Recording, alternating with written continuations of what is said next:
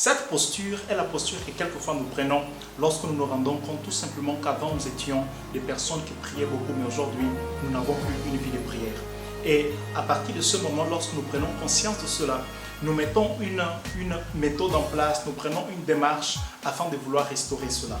Mais pendant plusieurs temps, plusieurs méthodes, plusieurs démarches pour restaurer notre vie de prière, nous nous rendons tout simplement compte que davantage nous nous enfonçons et nous n'arrivons pas à nous en sortir. Voilà pourquoi aujourd'hui, j'aimerais partager avec vous 5 choses qui vous permettront de restaurer votre vie de prière. Et j'aimerais vous inviter à rester jusqu'à la 5e chose car elle vous aidera certainement. Reste avec moi pour les découvrir.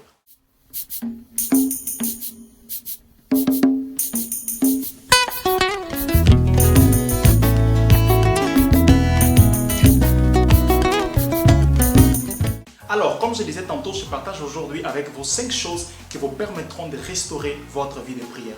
Oui, il nous arrive quelquefois de perdre notre vie de prière, perdre notre rythme dans la prière, car tout simplement les soucis de la vie, les échecs à l'école, les échecs professionnels, des blessures de l'âme font de sorte que nous abandonnons notre vie de prière. Mais le Seigneur, il sait comment nous restaurer par son esprit, car Dieu est un Dieu de restauration.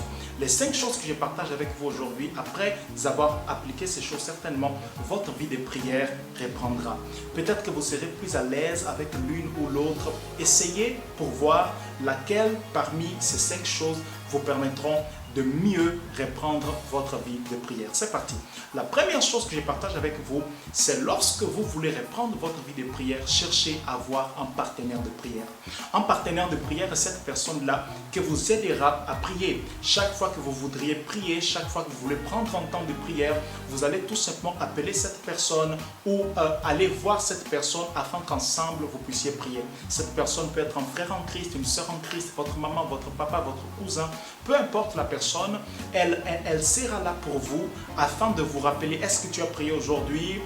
Quelles sont tes heures de prière? Est-ce que tu as respecté? C'est comme un surveillant, mais c'est également un coéquipier que vous avez pour votre temps de prière. Ayez un partenaire dans la prière. La deuxième chose qui vous aidera à reprendre votre vie de prière, c'est les jeûnes. Oui, il est important de comprendre que ce ne sont pas les actions qui nous permettent de reprendre une bonne action. Ça fait 2 mots à la fois, mais je m'explique. Par exemple, ce n'est pas en ayant une attitude de prière que vous allez commencer votre vie de prière. Vous pourrez commencer par le jeûne. Pourquoi? Parce que toutes les actions doivent être alimentées par une puissance. Et les jeûnes apportent la puissance qui alimentera votre vie de prière, qui alimentera les comportements ou les attitudes que vous devriez avoir pour avoir votre vie de prière. Lorsque vous voulez seulement le faire sans qu'il y ait une puissance que vous permettra d'avancer, que pourra affermir cet engagement que vous voulez prendre de commencer à prier à nouveau, vous pourrez commencer et arrêter tout simplement parce qu'il n'y a pas une puissance sur laquelle vous vous appuyez. Le jeûne vous permettra d'avoir cette puissance-là. Il restaurera la puissance, l'esprit de la prière que vous poussera toujours à être dans la présence de Dieu. Vous pourrez prendre 1 jour de jeûne, 2 jours de jeûne, 3 jours de jeûne, selon ce que l'esprit vous conduira, selon ce que vous ressentez au-dedans de vous, afin de reprendre votre vie de prière. La 3e chose que je partage avec vous pour reprendre votre vie de prière, c'est de choisir des heures appropriées. Si vous êtes quelqu'un qui n'avait pas l'habitude de vous lever très tôt, alors ne choisissez pas les heures entre 3 heures, 5 heures, parce que lorsque votre cerveau va faire cette association, perdre le sommeil pour prier, il ne vous permettra pas de vous réveiller pour prier. Mais si vous êtes quelqu'un qui avait l'habitude de vous réveiller très tôt, vous pouvez choisir ces créneaux-là parce que vous avez cette habitude. Mais sinon, choisissez l'heure où vous êtes plus productif, où vous êtes plus éveillé. Ça peut être à 9 heures, ça peut être à 10 heures, ça peut être 11 heures, ça peut être 13 heures.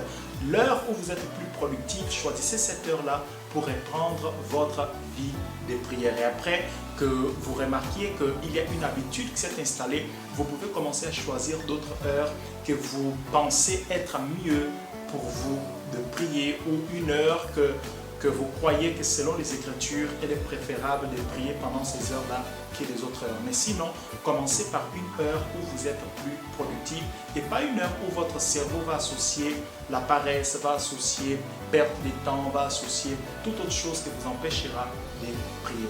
Et la quatrième chose, c'est de connaître les raisons pour lesquelles vous priez. Quand vous savez les raisons pour lesquelles vous priez, il est facile pour vous de reprendre votre vie de prière. Quelquefois, nous avons du mal à reprendre la vie de prière parce que nous avons oublié finalement pourquoi nous prions. Pourquoi nous prions? La prière permet d'éviter la tentation. La Bible dit prier, veiller et prier afin de ne pas succomber, afin de ne pas tomber dans les tentations. Donc voici l'une des raisons pour lesquelles nous devons prier. Nous devons encore prier. Pourquoi? Parce que Dieu, il est digne des louanges. Lorsque nous venons dans la prière, c'est afin de les louer. Pourquoi je me lève pour prier? Pourquoi je décide de prier pendant ce moment? Tout simplement parce que Dieu, il est digne des louanges. Et même si je n'ai pas un autre sujet, si je n'ai pas une raison pour prier, alors je viens dans sa présence juste pour les louer. Une autre raison, c'est d'être reconnaissant envers Dieu. Dieu a fait tellement de choses dans ma vie. Aujourd'hui, je suis en vie, je respire. Toutes mes facultés physiques, intellectuelles sont opérationnelles. Alors, je viens dans sa présence pour lui dire merci.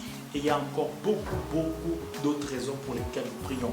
Alors, quand vous notez et que vous savez fermement les raisons pour lesquelles vous priez, ça vous permet également de reprendre votre vie de prière.